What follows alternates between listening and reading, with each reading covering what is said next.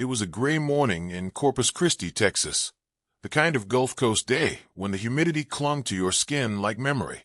The air smelled of salt and diesel from the shrimp boats rocking gently in the harbor. Mist rolled in from the bay, soft and low, veiling the water like a secret. Emma Ward pulled the hood of her windbreaker tighter and watched the pelicans dive between the docks. Her hands trembled slightly, not from the chill, but from the sleepless night before. It had been 3 months since she'd fled Dallas, 3 months since she'd left everything she thought she knew behind. She'd rented a small room above a bait shop, worked mornings at a diner, and spent afternoons wandering the boardwalk pretending she belonged there. She didn't. At the far end of the pier, a man was sketching on a notepad, his movements deliberate and oddly graceful. He was older than her, mid-30s, maybe, with dark hair cropped short and a calm stillness that seemed out of place in this restless coastal town. He wore a simple black jacket and jeans, no phone, no earbuds, just the rhythm of his pencil moving against paper.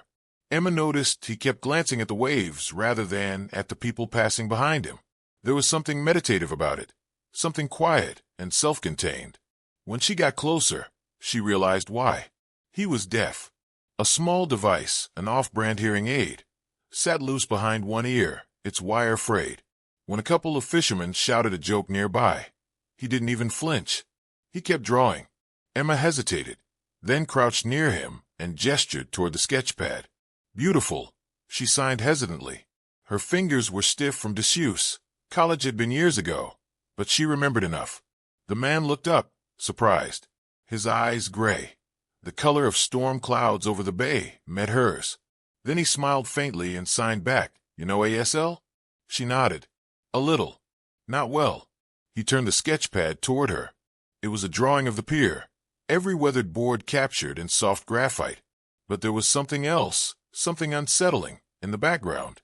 The faint outline of 2 men standing by a black SUV, almost invisible in the haze. You saw them too. He signed, noticing her eyes freeze on the page. Emma blinked. Who? He shrugged, his fingers moving quickly. They've been there every day this week. Watching. She laughed nervously, unsure if he was joking. Maybe tourists. He tilted his head, studying her, then signed. Tourists don't carry radios. A chill ran through her. She looked back toward the road that curved around the harbor, where the SUV sat idling, barely visible through the mist. The driver's window was half down. A man's silhouette leaned forward, unmoving. When Emma turned back, the artist was closing his sketchbook. He signed, I'm Noah. Emma, you're not from here. No, she admitted. You. He smiled faintly. Once. Before. Before what? She almost asked, but his expression closed. He tucked the notebook under his arm and started walking toward the parking lot, his gait steady, his figure fading into the fog. She stood there, hands cold, pulse quickening. That night, the sound of the sea wouldn't let her sleep. The window of her small apartment rattled with the wind, and every passing car made her heart race. She told herself Noah was just paranoid, just another quiet local with too much imagination. But something about his eyes stayed with her. How alert they'd been behind the stillness, how he'd drawn the men before she'd even noticed them. When she finally dozed off near dawn, her phone buzzed against the nightstand. A text from an unknown number. You shouldn't have spoken to him. She sat up so fast she almost fell off the bed. The message disappeared as she watched, vanishing from her screen as if it had never existed. By morning, the mist had lifted, revealing the bright blue sprawl of the bay. Emma went to work, her thoughts looping endlessly. The diner was noisy, full of chatter and the hiss of the griddle. It should have felt safe. Around 10, Noah walked in. He slid into a booth near the back, facing the window. He didn't look at her, didn't order, just drew again. She hesitated behind the counter, coffee pot trembling in her hand. When she finally approached him, he looked up and signed quietly. They're watching you now, too. Her breath hitched. Who are they? Not here, he signed. Tonight, at the pier. She should have said no. She should have walked away and never gone back to that pier again. But something in his expression, fear mixed with resignation, made her nod before she realized what she was doing. At dusk, The world turned copper and violet, the last light reflecting off the harbor water. Noah was already there, his sketchbook open on his lap, wind tugging at the pages. "You came," he signed. "Tell me what's going on," she demanded aloud, her voice low but trembling. He looked past her, toward the horizon. "Do you know the name Miguel Cortez?" He signed slowly. Emma frowned. "No." He nodded once. "Then keep it that way." Before she could respond, headlights flared behind them. Too bright, too close. A black SUV rolled onto the pier, its tires crunching against the wooden planks. Noah's hands froze mid-sentence. His jaw tightened. The driver stepped out first, a man in a white linen shirt, sleeves rolled to the elbow, gold chain glinting in the fading light. His smile was calm, almost friendly. "Evening," he said softly. His accent was faint but deliberate. "Mexican, maybe." "Emma Ward." Emma's stomach dropped. She didn't answer. The man nodded toward Noah. "You've been talking to my artist." Noah didn't move, his eyes locked on the water. "Mr. Cortez doesn't appreciate curiosity," the man continued, voice almost gentle, "especially from strangers who don't know when to look away." Emma tried to speak, but her throat was dry. The man turned to Noah. "You were told to keep quiet, to keep drawing, not speaking. But you can't help yourself, can you?" Noah's fingers tightened around his sketchbook. The man sighed and reached into his jacket. Without thinking, Emma grabbed Noah's arm. "Run," she signed in panic. He shook his head. Too late. A gunshot cracked the air, echoing across the empty harbor. Seagulls scattered into the crimson dusk. When the smoke cleared, Noah was gone. Only his sketchbook remained on the pier, its final page open to a drawing of a woman with a hood pulled tight around her face, standing by the water. Emma looked down. The woman in the drawing was her, and behind her, in the faint pencil lines, was a man with a gold chain watching from the shadows. The next morning, the Gulf was unervingly calm. The surface of the water looked like glass, as if the ocean had swallowed the noise from the night before. Emma hadn't slept. She'd spent the night, sitting by the window of her apartment, her eyes fixed on the street below, waiting for anyone to appear. But no one came. The pier had been roped off by dawn, local police wandering around with notepads and tired faces. She'd watched from afar as they pulled something out of the water. It wasn't Noah, just a torn piece of black fabric, soaked and clinging to a driftwood plank. Now, she sat at the diner counter, trying to keep her hands from shaking as she poured coffee for a trucker who didn't notice her trembling. The bell above the door jingled every few minutes, each time slicing her nerves a little thinner. The manager, a big man with kind eyes named Jim, finally noticed. "You all right, Emma?" he asked. She forced a smile. "Didn't sleep. You look like you've seen a ghost." She wanted to tell him that she had. Only the ghost was alive, and he might be out there watching her. By noon, the sun turned the air heavy and bright, baking the scent of fried food into her hair. When she went to take out the trash, she caught sight of a figure standing across the street, tall, still, wearing a white linen shirt. Her breath froze, but when a truck passed, the man was gone. She ran back inside, heart pounding, eyes darting toward the windows. That afternoon, while cleaning tables, she noticed something tucked under the sugar dispenser in one of the back booths, a folded piece of paper. She opened it with trembling fingers. Inside was a sketch. Charcoal lines, faint but deliberate. It was her apartment window, and scrawled beneath it, in shaky handwriting, "Don't trust anyone. Meet me where the gulls circle. Midnight." The signature was smudged, but she knew it instantly. Noah. She stood there, hands trembling, feeling both relief and dread collide inside her chest. He was alive. At least, he had been when he drew this. By midnight, the boardwalk was empty, the streetlights flickering against the fog that rolled in from the Gulf. Emma's footsteps echoed over the planks as she approached the far edge of the pier, where the gulls perched like sentinels. A shape moved in the darkness. "Noah," she whispered. He stepped out from behind a piling, water dripping from his jacket. His hair was plastered to his forehead, his hands red from the cold. He looked thinner, haunted. She ran to him before she could stop herself. "I thought you were." He raised his hand sharply. Not loud. They listen. She nodded, lowering her voice. Who are they, Noah? Who is Miguel Cortez? He hesitated, scanning the shadows. Then he signed slowly, his movements sharp, urgent. Cartel. Not drugs, art. Money. Fake paintings, stolen ones. Laundered through galleries. I work for them. Drew forgeries. Emma's eyes widened. You. He nodded, shame flickering in his gaze. They used me because I couldn't hear. They thought I wouldn't understand their meetings. But I did. Then why did they try to kill you? He took a deep breath. Because I drew something I wasn't supposed to. He pulled a damp envelope from his jacket. Inside was another sketch. This one almost ruined by water. But the image was clear enough. A warehouse, marked with a faded logo she recognized from the docks. Del Mar Imports. That's where they move everything. He signed. Tonight. Emma's pulse quickened.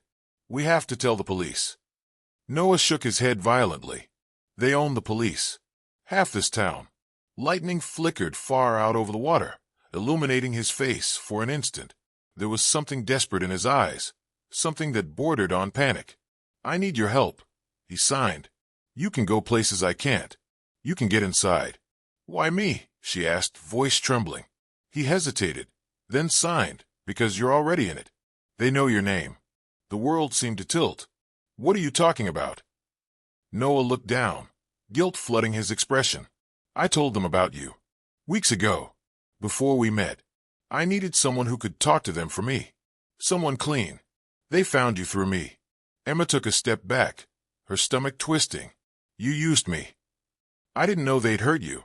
He signed quickly. I thought they'd just scare you off. But when you came back, they thought you knew more.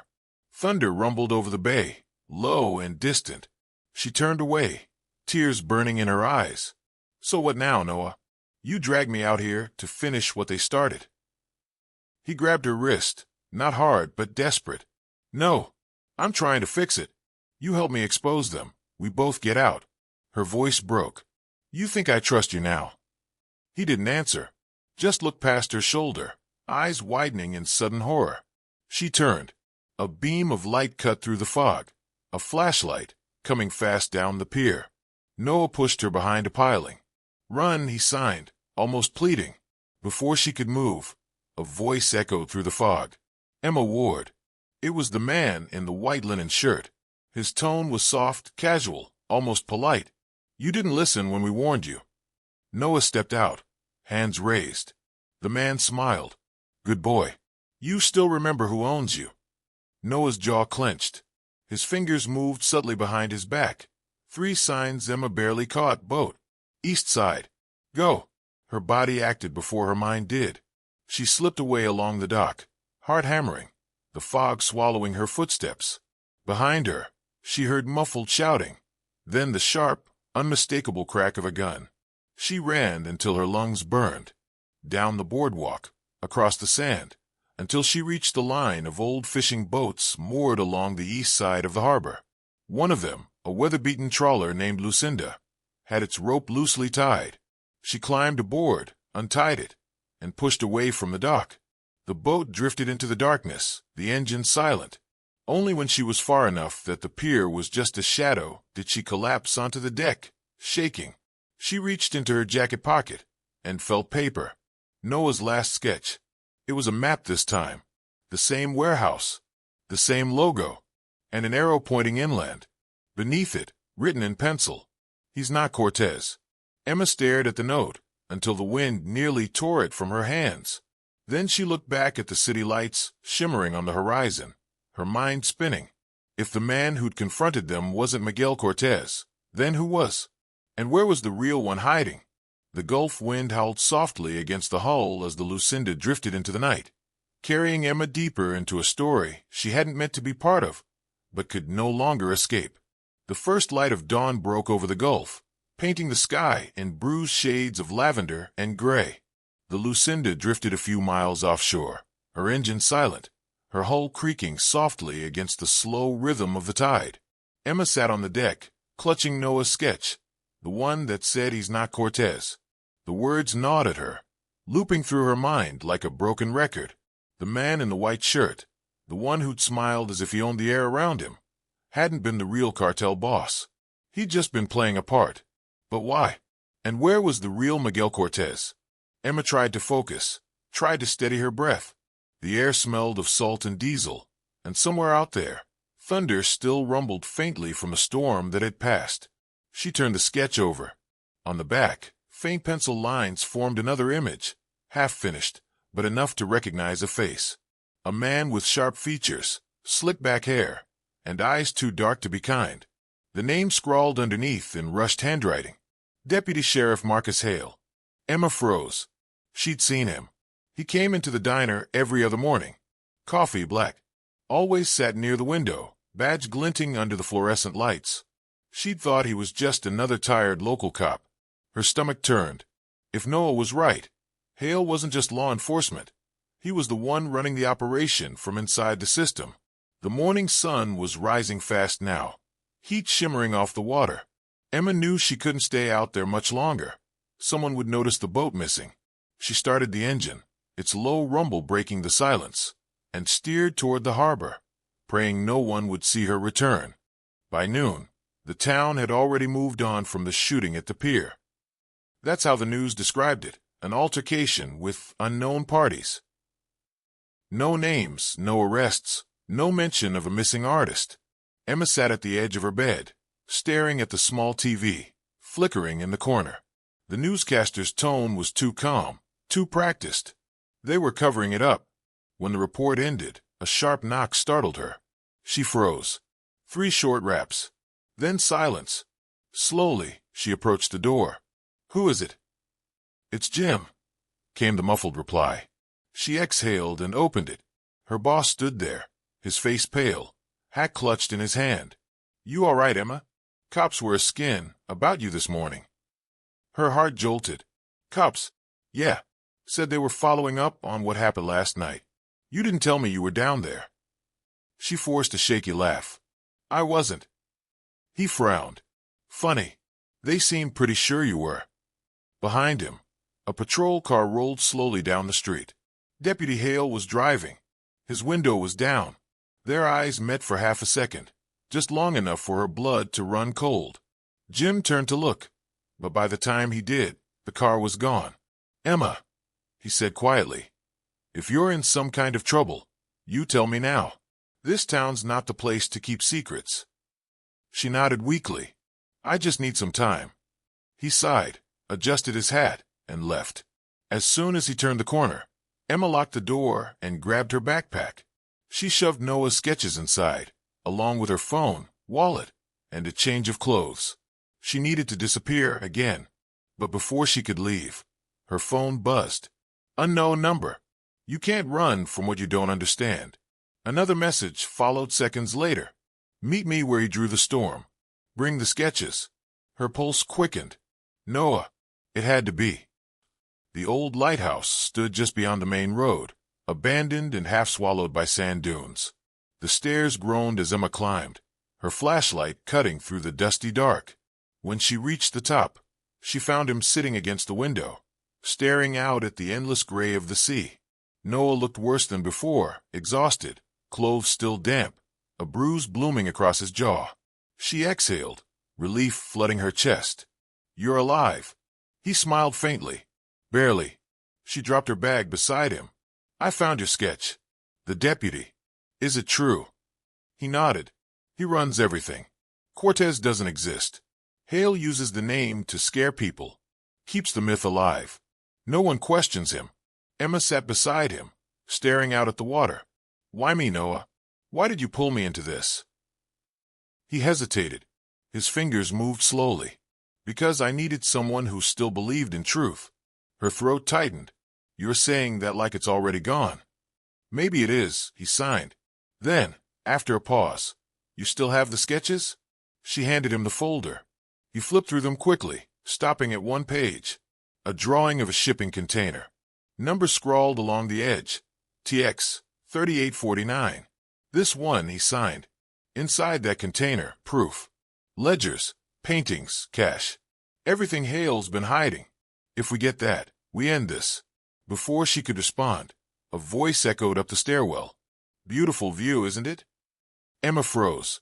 Hale stood in the doorway, sunlight framing his silhouette. His hand rested casually on his holster, his badge glinting in the dusty light. "You've been busy, Miss Ward," he said softly. "You and your friend." Noah tensed beside her. Hale's tone was almost kind. "You could have walked away. I would have let you. But curiosity, it's a dangerous thing." Emma's voice trembled. "You killed those people at the pier." Hale smiled. "People kill themselves all the time when they're drowning in guilt." He stepped closer, his boots echoing against the stone floor. "Now, how about you hand me what you took before someone else gets hurt?" Noah stood, shoulders squared. His hands moved slowly. "Don't believe him. He'll kill us both." Hale sighed. "Cute. You think I can't read his little hand dances by now?" He pulled his gun. Emma's body went rigid. The room smelled of rust and sea air.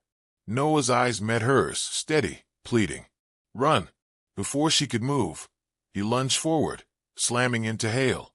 The gun went off, deafening in the tight space. Emma screamed as Noah stumbled back, clutching his side. "Stupid," Hale hissed, grabbing the folder from the floor. "You think drawings are going to save you? You think anyone cares?" He turned and ran down the stairs. Emma dropped to her knees beside Noah, her hands slick with blood.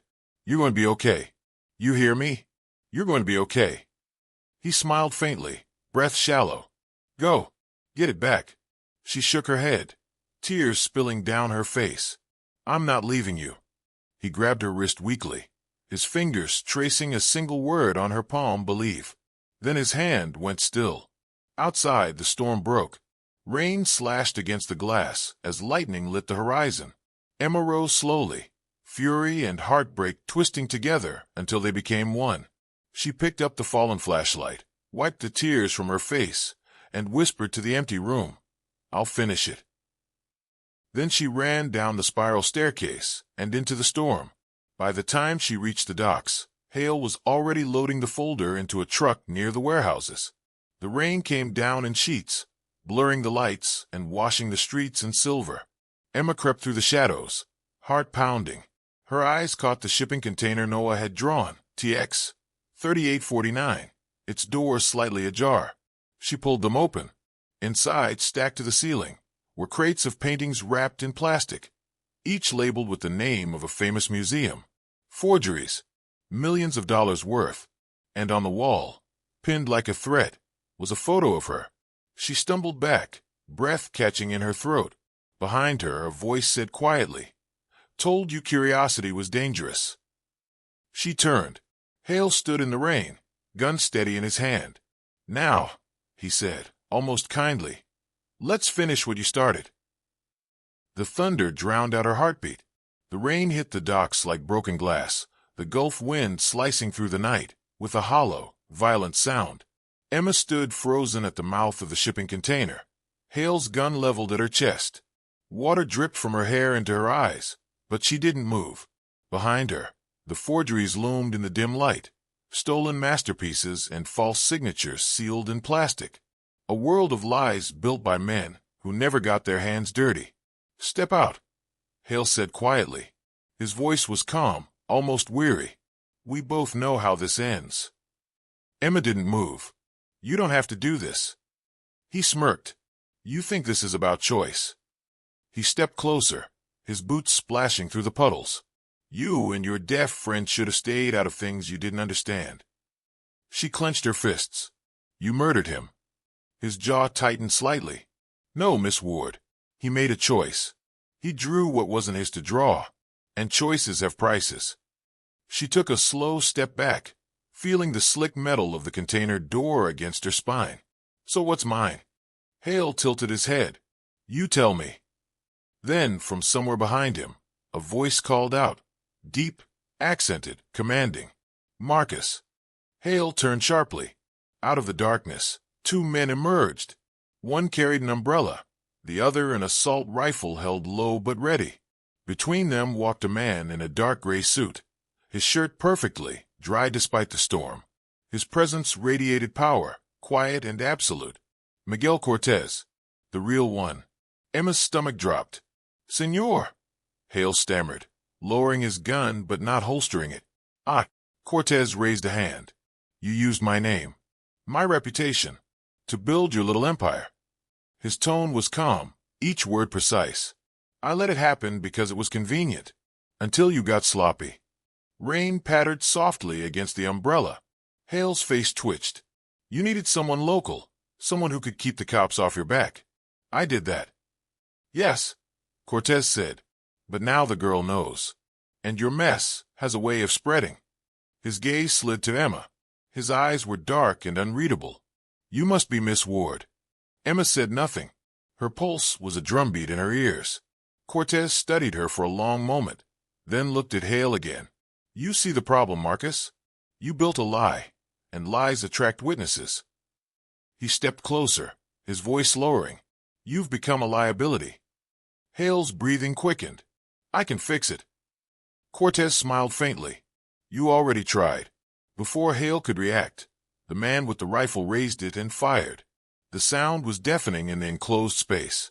Hale stumbled backward, hitting the edge of the dock, before collapsing into the black water below. For a moment, only the rain spoke. Cortez turned to Emma. I don't like unnecessary cruelty, he said, but I do value silence. Her throat went dry. You're not going to kill me. He smiled slightly. Not yet. He nodded toward one of his men. Bring her.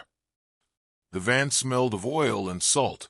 Emma sat in the back, wrists bound, the hum of the road vibrating through her bones.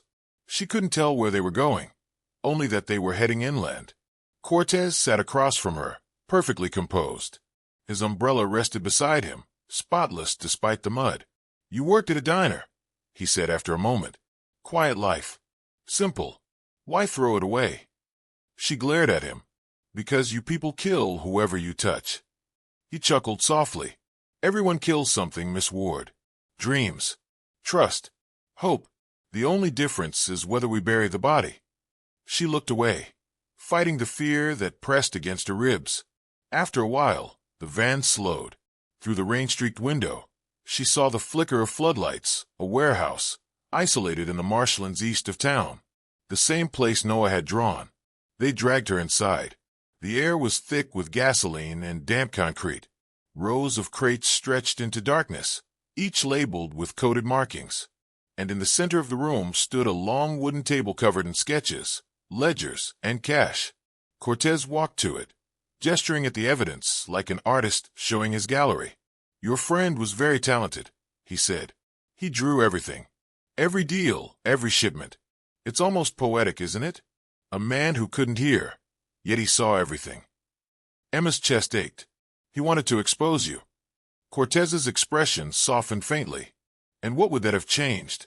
The system needs men like me, to keep order where laws fail. He nodded to one of his guards. Clean this up. The man reached for a canister of fuel. Emma's eyes widened. No, she cried. That's proof. That's everything. Cortez looked at her with quiet pity. Proof means nothing when the world prefers comfort to truth. He turned to leave. Goodbye, Miss Ward. As he walked away, the guard struck a match. The flame flared, tiny, fragile, lethal. In that instant, Emma acted. She twisted, throwing her shoulder into the man holding her. The match fell to the wet floor and went out, sizzling. The guard cursed and swung at her, but she ducked and drove her knee into his stomach. The other man lunged forward, but she was faster now, running on fear and fury. She grabbed the nearest thing she could, a crowbar, and swung hard. The man crumpled. Cortez turned, eyes narrowing. Enough. His voice was soft, deadly. She froze. Behind him, flames began to lick the papers on the table. The dropped match had found dry canvas after all. Within seconds, the fire spread, devouring the ledgers, the sketches, the money. Cortez's calm facade cracked for the first time. Get her, he shouted. Emma sprinted toward the exit, the heat rising behind her. The fire roared, consuming the empire he'd built in smoke and deceit. Outside, the storm was breaking apart, the rain turning to mist. She ran toward the old docks, lungs burning, shoes slipping on the wet boards. A single shot rang out. The bullet tore through her sleeve, grazing her arm. She stumbled, gasping. Cortez was following, gun steady, face lit by the flames behind him. "Stop," he commanded. But she didn't. She reached the end of the pier and turned to face him. The wind whipped her hair into her eyes. "You can't kill the truth," she said, voice trembling but defiant. He laughed softly. "The truth dies with whoever holds it." He raised the gun. A sudden roar filled the air. From the side of the dock, a black SUV came crashing through the fence, headlights blazing. It skidded to a halt between them. The door flew open, and a figure stepped out, limping, soaked in blood and rain. "Noah." Cortez's eyes widened in disbelief. "Impossible." Noah didn't hesitate. He lifted the gun in his shaking hand and fired once. The bullet hit Cortez square in the chest. The cartel boss stumbled back, his expression almost serene as he toppled into the black water below, disappearing into the Gulf's endless dark. The rain began again, soft, cleansing. Emma rushed forward, catching Noah as he collapsed to his knees. His breathing was shallow, his body trembling. "You shouldn't have come," she whispered. He smiled faintly, blood mixing with rain on his lips. "Couldn't let you fall alone." She pressed her forehead against his, tears hot against the cold night. "It's over," she said. "It's finally over." But even as she spoke, she knew it wasn't, because in the distance, across the bay, another light flickered, another SUV idling, headlights cutting through the mist. Watching, waiting. The storm broke before dawn. By the time the first pale light spread across the Gulf, the fire at the warehouse had burned itself into silence, a blackened skeleton against the marshland. Smoke still lingered, low and heavy, twisting into the gray morning sky. Emma sat on the dock beside Noah, her jacket wrapped around her shoulders. The rain had stopped, but the air was still damp, thick with salt and ash. His head rested against her arm, his breath uneven, his skin cold. "You need a hospital," she whispered. Noah shook his head faintly, his lips barely moving. "No hospitals." "You're bleeding," she said, her voice breaking. He smiled faintly. "I've been bleeding for a long time." For a moment, neither spoke. The world around them felt suspended, somewhere between survival and loss. The sound of waves against the pylons filled the quiet, steady and rhythmic like a heartbeat that refused to stop.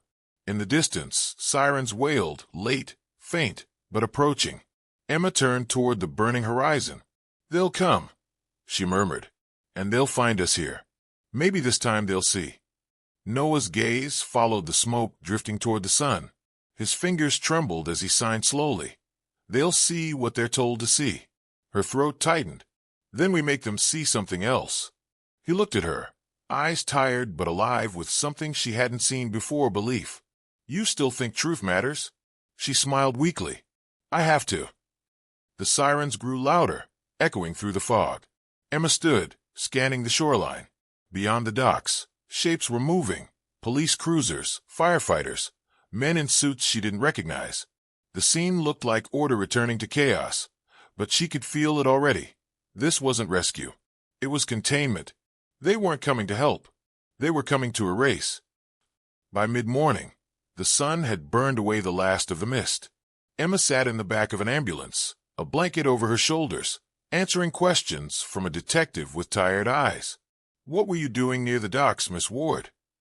"I work nearby," she said. "I saw the fire." "You were here before emergency services arrived." "I heard shouting. I tried to help."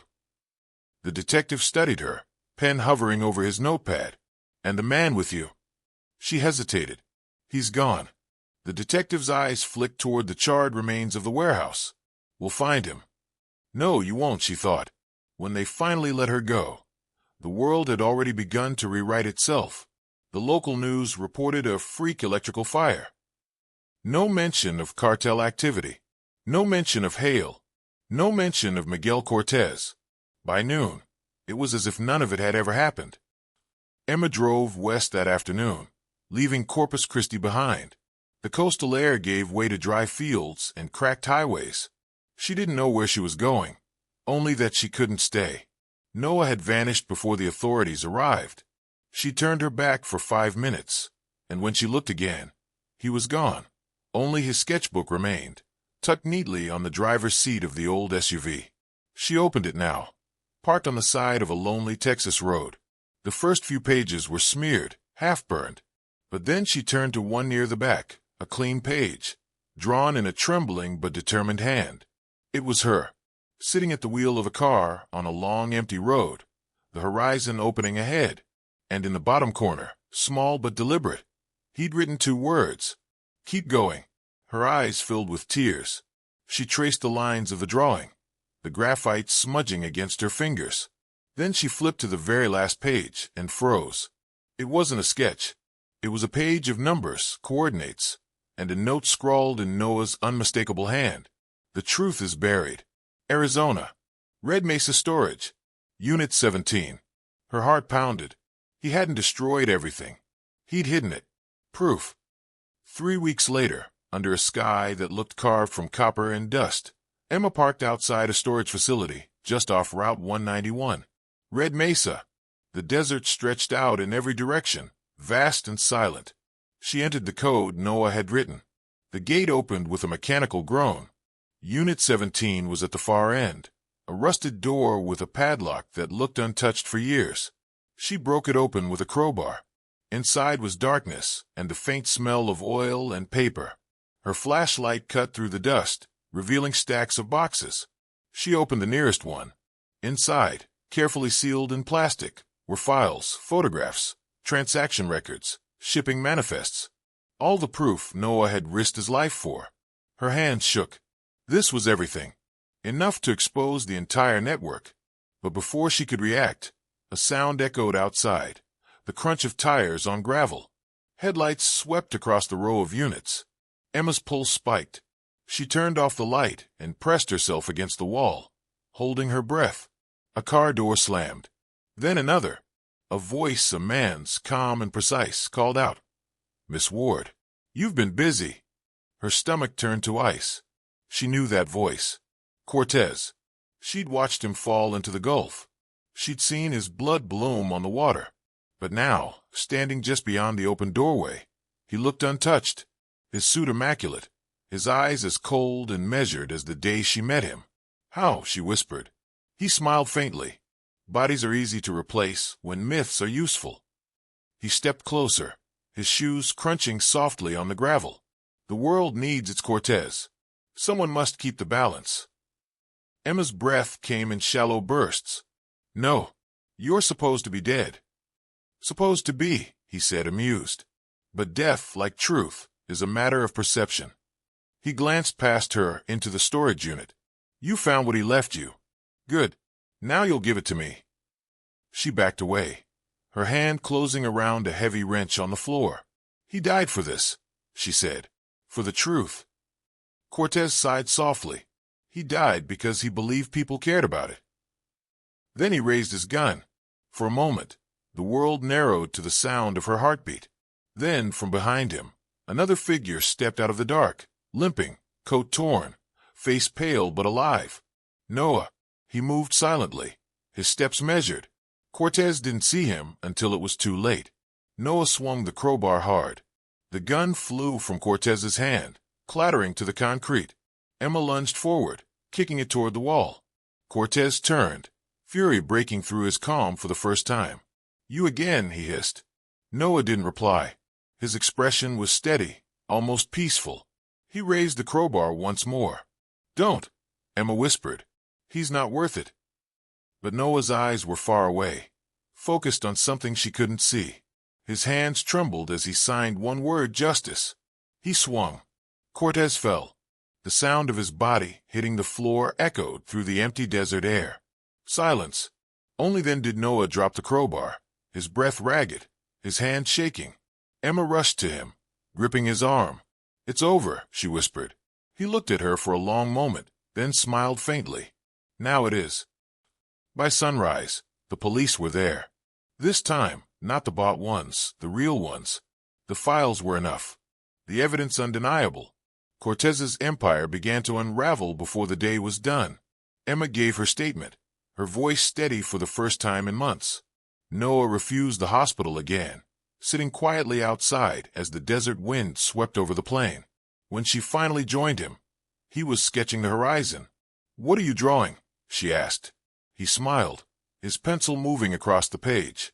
"The New World." She sat beside him, the warmth of the morning sun on her face. For the first time since the pier, the air felt clean. After a long silence, she said softly, "You think we really changed anything?" He looked up, eyes calm and certain. "Maybe not the world, but ours." Emma smiled. The desert stretched before them, vast, endless, and waiting. She leaned her head against his shoulder, and for a moment, neither spoke. The wind carried the faint scent of rain, miles away. And somewhere, deep in the stillness of the new day, the Gulf's old ghosts began to fade. The end.